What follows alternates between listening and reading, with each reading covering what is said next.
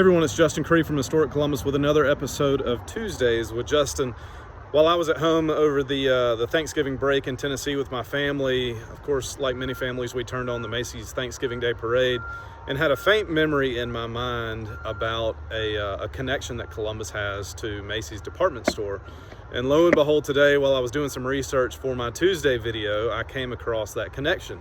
It's through a family named the Straus family, and the Straus family originally came to Columbus in the mid 1800s, and the father was Lazarus Straus. The son, or one of the sons rather, was Isidor Straus. Isidor was born in 1845 and came to Columbus at the age of 9. He followed his father.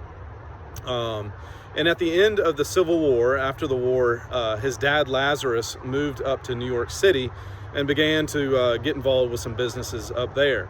Very soon after, his son Isidor and Isidor's brother Nathan moved up to New York, and they were able to convince a gentleman by the name of Roland Macy to allow them to sell their glass and china at Macy's. And so it eventually became a large portion of the department store.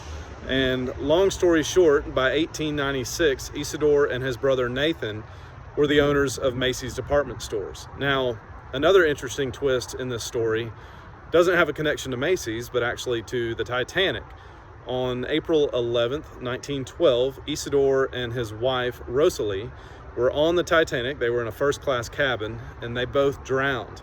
So as the story goes, Isidor and his wife were standing on deck as everybody was loading into the lifeboats, and at the time, women and children were still on deck, and so they wouldn't allow husbands or men onto the lifeboats. Well, Rosalie was getting ready to load onto the lifeboat, and at the last minute she said, "I can't leave my husband, I'm going to stay with him." And so the two stood there together, arm in arm, and one of the accounts of the situation at the time was it was one of the most kind of romantic moments of love and despair that anyone had ever seen. Interestingly enough, Rosalie and Isidor's story, they both drowned ultimately.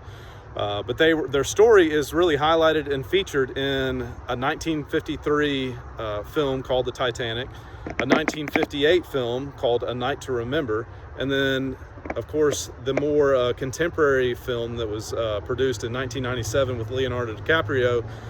The Strauses are featured as the older couple that's laying on the bed holding each other arm in arm as the boat begins to sink. So it was a little bit different account of their death. But one other last little fact was that Rosalie Ida Straus was the oldest female victim known to have drowned on the Titanic. So there you go. Quite the story. We'll see you next Tuesday.